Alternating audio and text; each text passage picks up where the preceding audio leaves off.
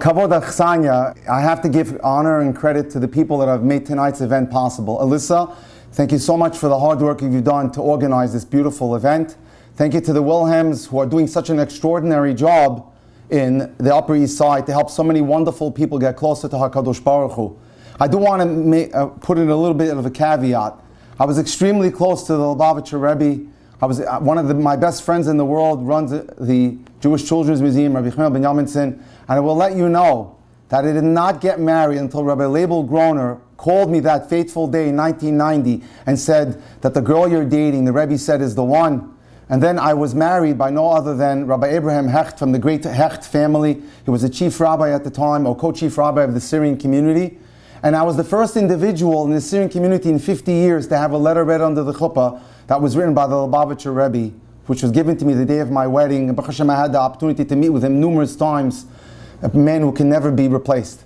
Tonight I want to give you a little bit of my toolbox. How can you become an effective dater? It's very interesting. We've now passed one of the most incredibly challenging years in the history of the world. And you'd think that people may have stopped dating or maybe have put it on the side.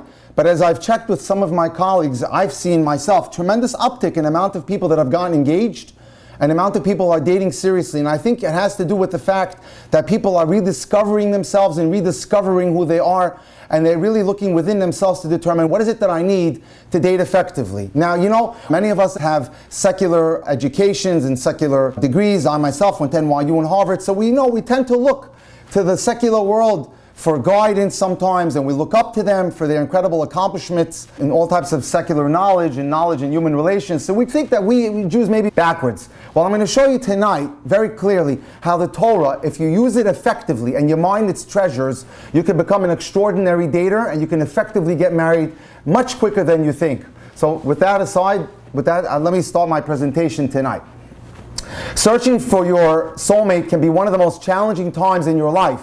Besides the fact that it's such a difficult emotional time as you go through the ups and downs of dating, this decision affects eternity, so it's a tremendous decision. To complicate matters, we all have fantasies about the process. Unfortunately, so many of us have fantasies. I deal with people throughout the world, and it's extraordinary how I often see so many of them give up on such potentially great opportunities simply because they bought into this concept of, it's not my look, it's not what I'm looking for. They're totally misled by the media.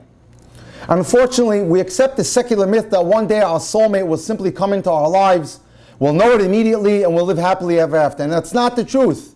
It could be a rude awakening to go out on a date with someone who's so off the mark.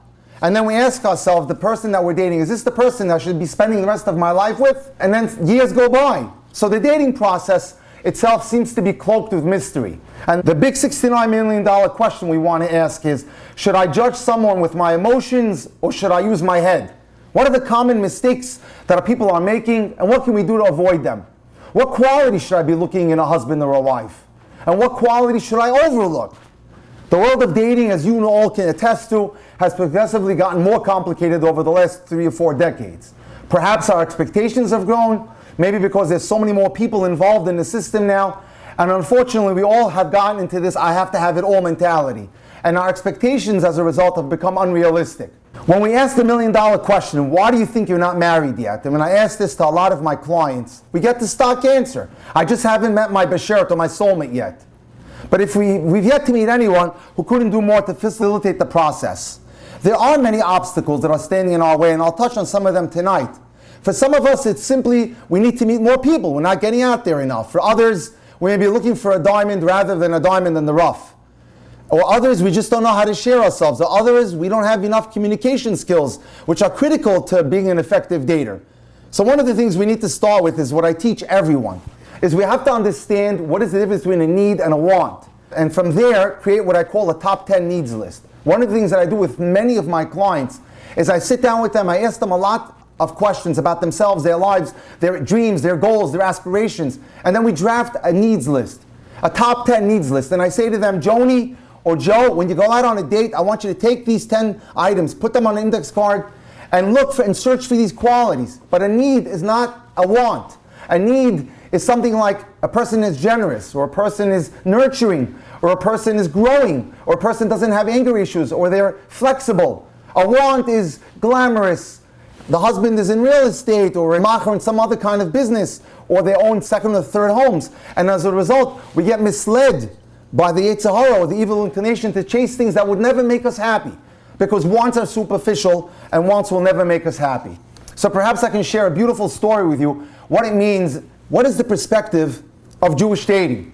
There's a rabbi in Muncie called Rabbi Waxman, who tells an incredible story about one of the people in his synagogue who their son was about to get married 3 weeks from that day, when suddenly he developed a blemish on his face. The mother was aghast, and she said, "What are we going to do? Your wedding's 3 weeks from now. We can't let you go down the aisle looking like this." So she went on Google and researched it and found the top cosmetic dermatologist nowhere else other than the Upper East Side.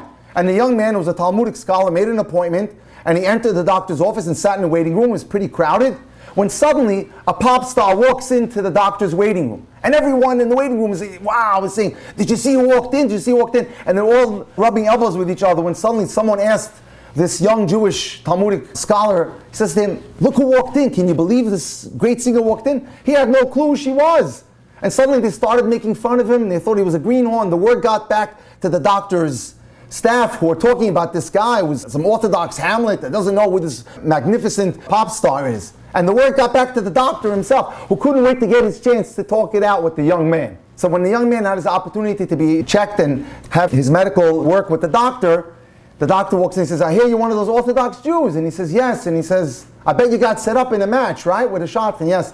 He says to him, "Oh, you Orthodox Jews, you know nothing about dating.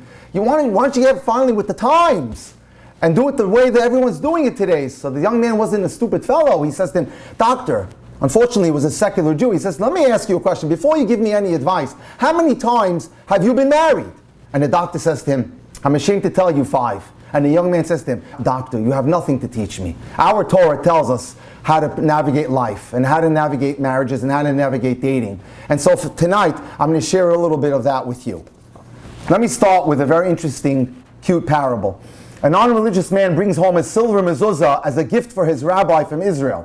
The rabbi looks at it, realizes there's no parchment inside. There's supposed to be cloth or a parchment inside the mezuzah, which is why we kiss it. The rabbi can't believe that the wealthy man would buy a mezuzah without a parchment. So he asks him, "Did the mezuzah come with anything else?" And the wealthy man responded, "Yes, Rabbi, it came with instructions inside. But since I was so sure you know how to use it, I threw it out." The man thought the beautiful covering was all that mattered. He didn't realize the value was the parchment with its beautiful words of Torah.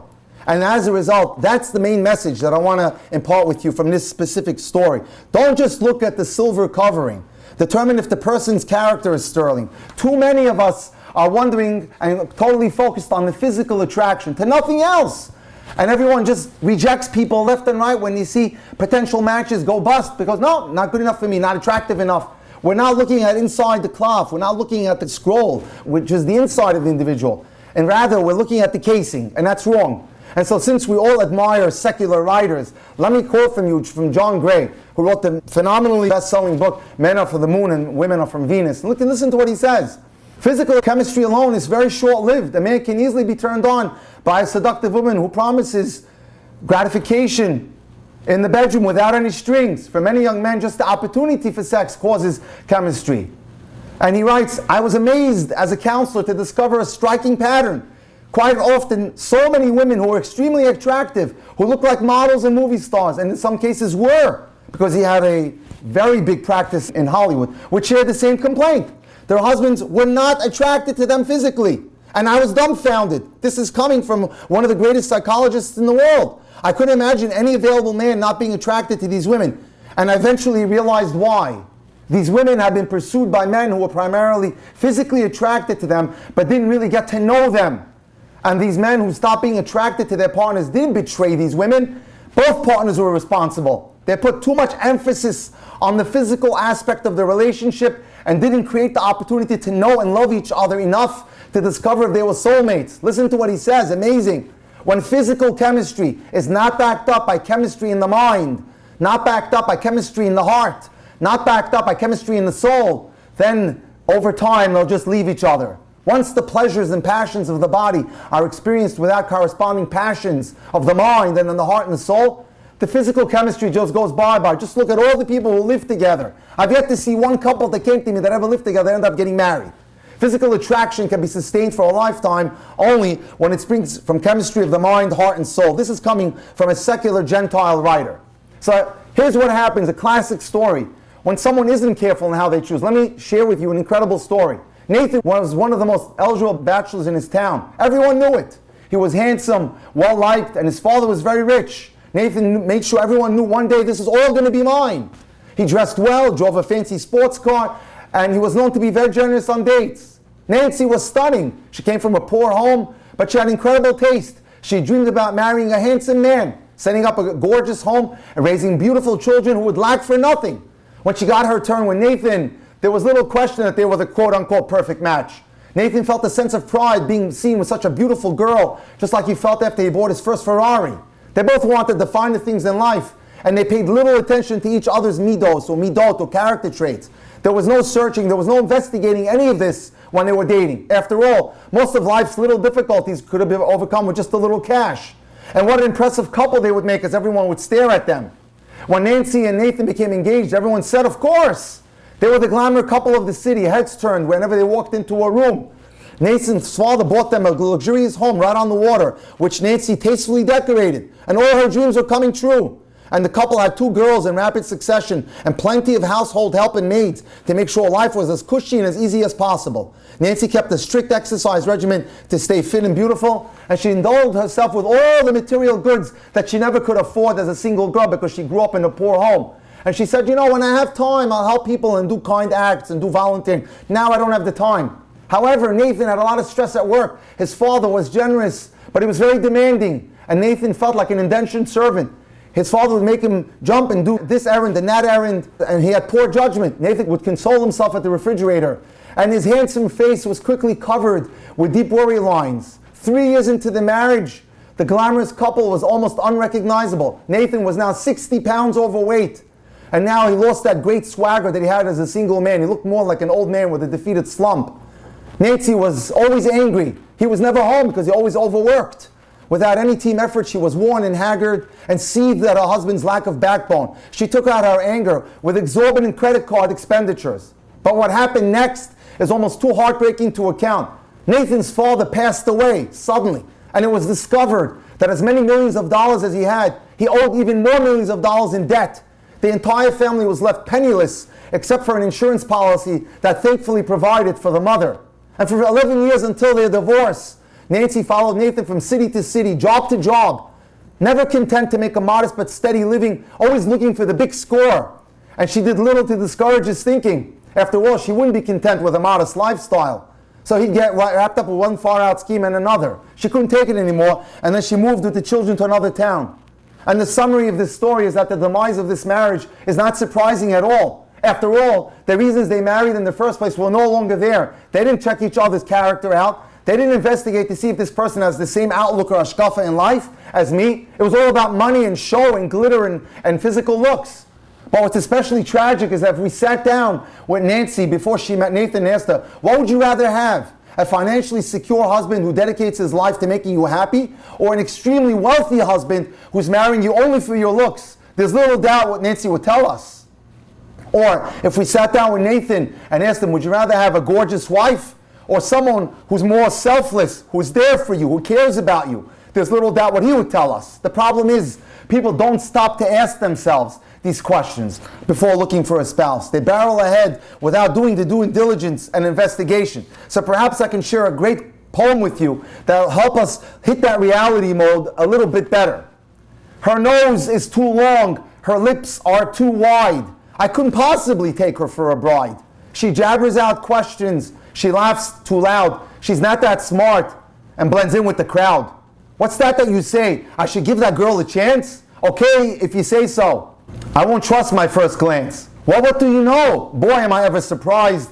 She has so many pluses that were somehow disguised. Her laugh is so charming, her questions are so dear, her brightness was hidden, her modesty was so sincere. I was so arrogant with all my endless demands. Now I'm humbled to see the work of God's hands. I'll always be grateful for such a wonderful wife whose menschlichkeit has enriched the days of my life.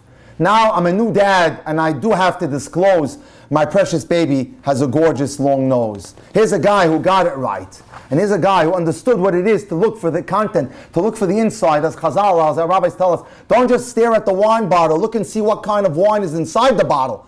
If the wine is high quality, that's what you should be concerned about.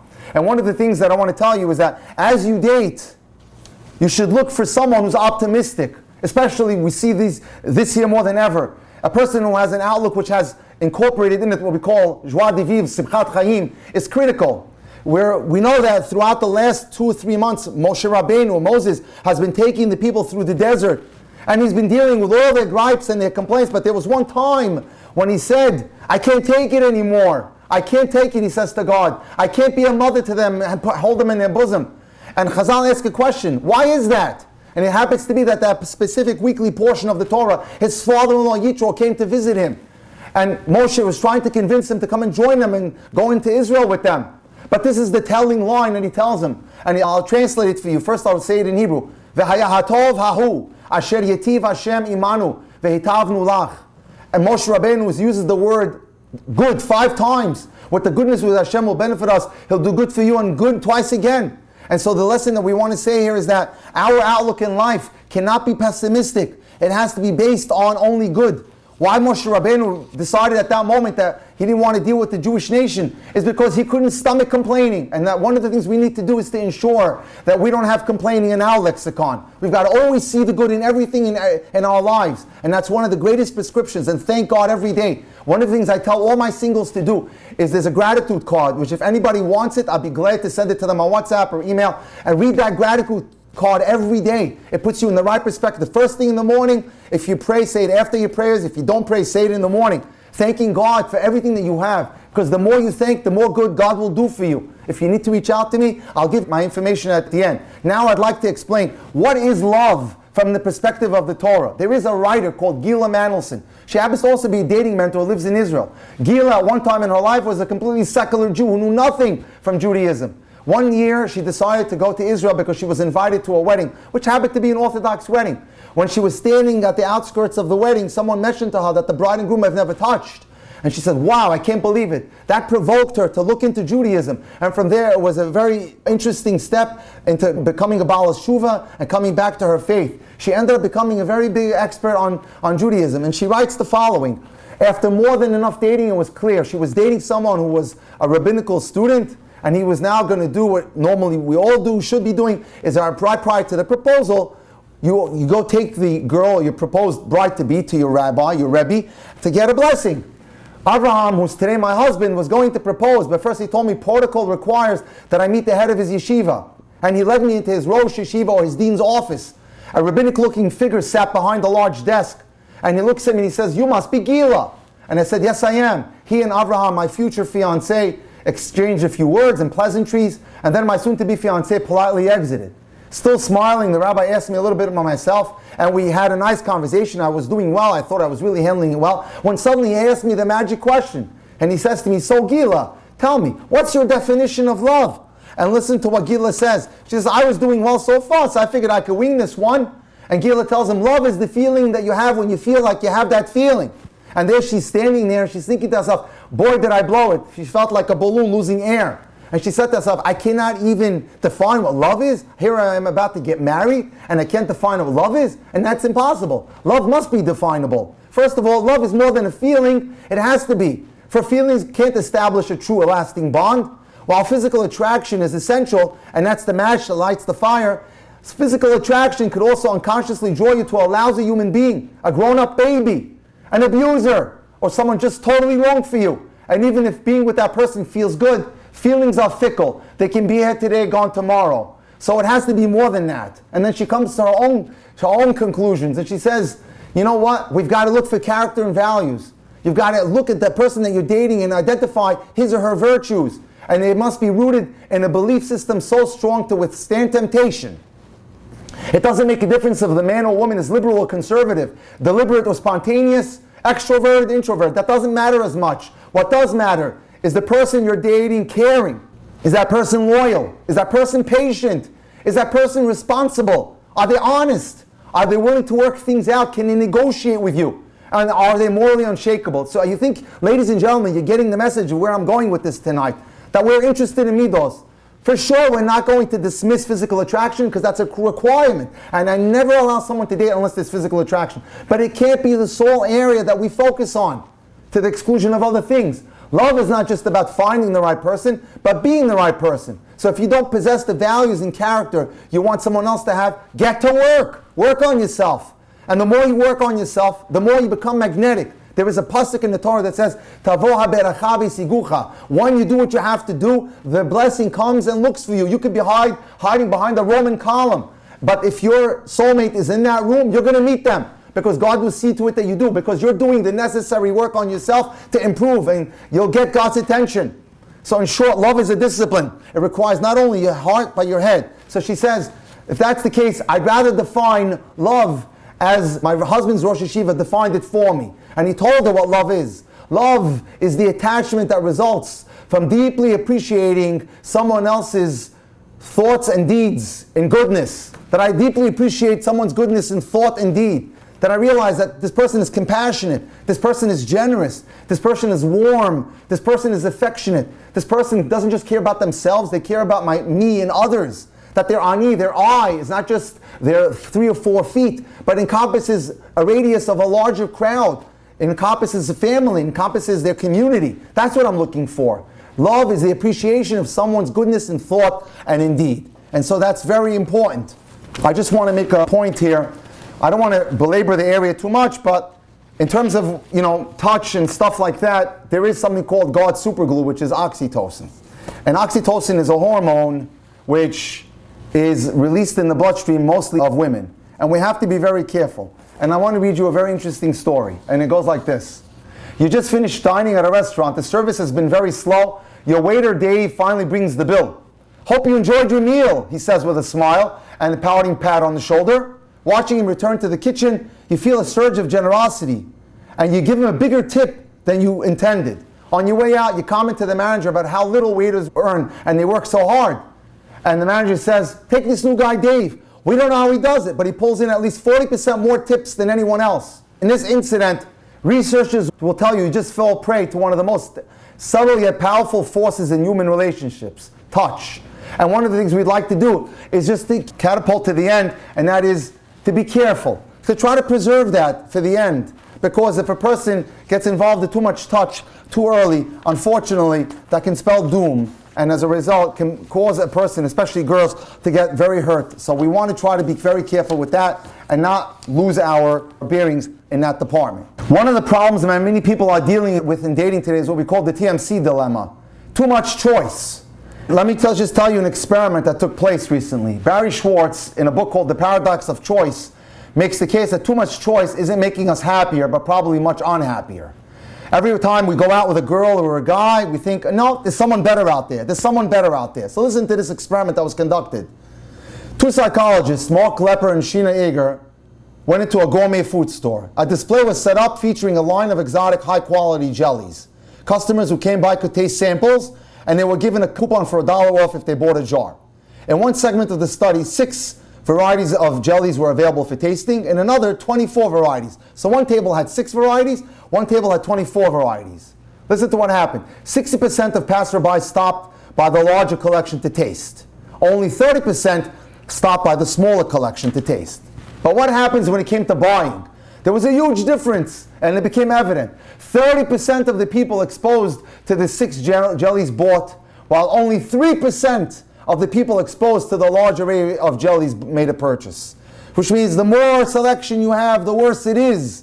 Likewise with dating. You have so much choice, you want to taste as much as you can, but when it comes to buying, to making and committing to a serious relationship or marriage, the numbers are much lower than they should be. So we have to be careful. We can't overdo it and constantly thinking there's someone else that's better out there. Walt Disney made it so much harder for us. Most of us grew up in a wonderful world full of Walt Disney characters, toys, movies, and theme parks. And as a result, we live in fantasy land. We think there's a Cinderella out there and there's a Prince Charming, and this has seeped into our life and our mindset. And we have to be cautious to try to figure out a way not to get lost in that world of myth, in that world of imagination.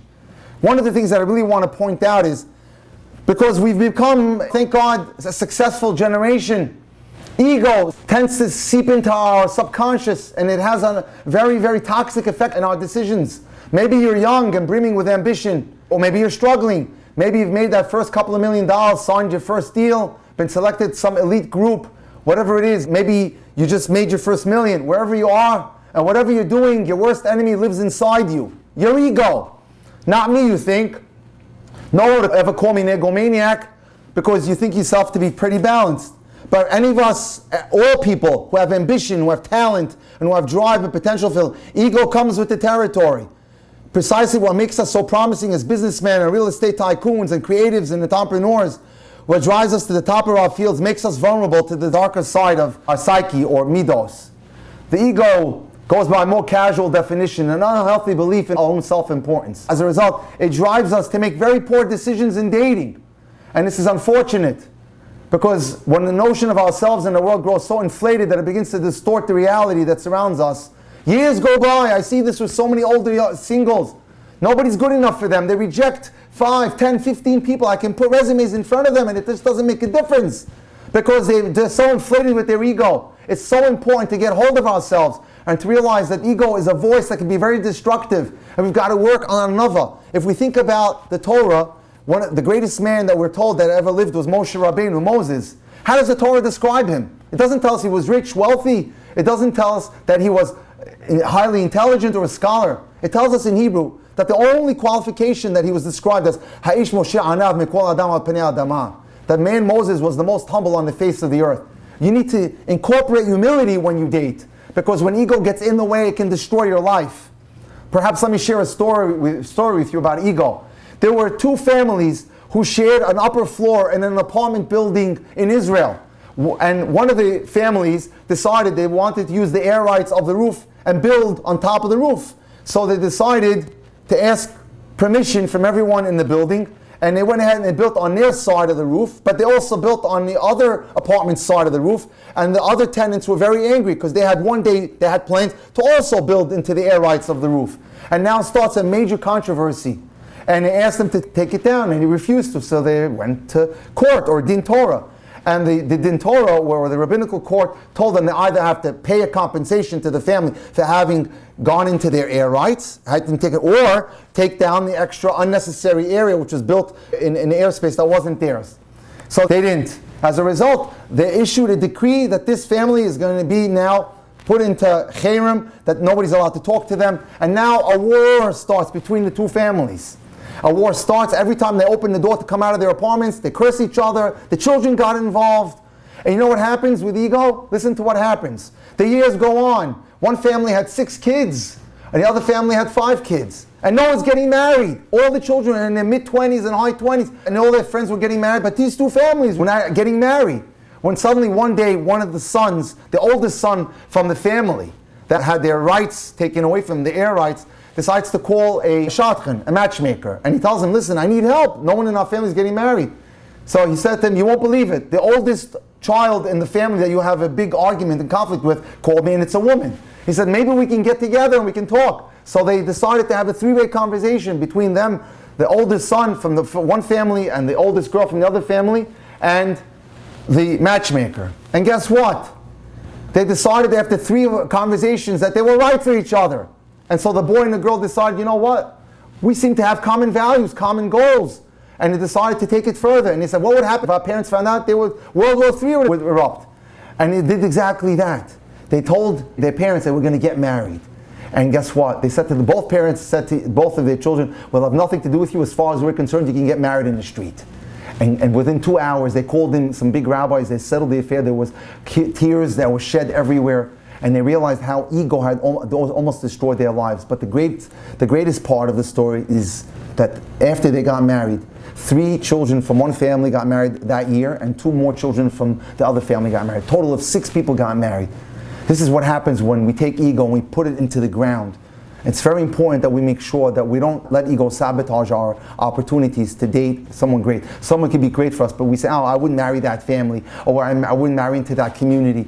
Who could say that about anyone today? Everyone is made the same way. We're all flesh and blood. We have no right at all to be able to say to anyone, they're not in my social strata, they're not wealthy enough, This is nonsense. This is stupid stuff that causes years to go by, unfortunately. So we have to be careful not to fall prey to that. Marriage, ladies and gentlemen, requires effort and work. The values of our me-first society has crept even to the religious world. Unfortunately, we started to think about what I can get instead of what I can give. But if you realize that the Jewish word, the Hebrew word for ahava, has the two letters which are its shoresh, which are its foundation, its root, is hav, give. In Judaism, love is all about giving. Unfortunately, getting has become the main focus in today's world. Giving is something one has to do in order to advance or to get more. But the ultimate goal is, unfortunately, just want to acquire and get more things, and we want more attention and more assets and more and more and more. But that's not the Torah focus. The Torah focus is on giving, both as a way to raise our spiritual level and as a way to get the ultimate satisfaction out of life. So you have to train yourself to be a giver, and to look for someone in the same thing. But you know what, Rabbi Friedman, who's one of the greatest dating minds that I feel is out there, he wrote something beautiful last year. He had a cover story in Ami magazine. He said, and it's something that I truly believe in, that the man has to play the role of the mashpia, which is the giver of warmth, love, affection, money, and the woman must be the receiver. And he writes very truthfully and very accurately that most problems in dating are because the man is not the appropriate giver and the woman doesn't know how to receive. And these problems go right into marriage. So that's something we have to take into consideration.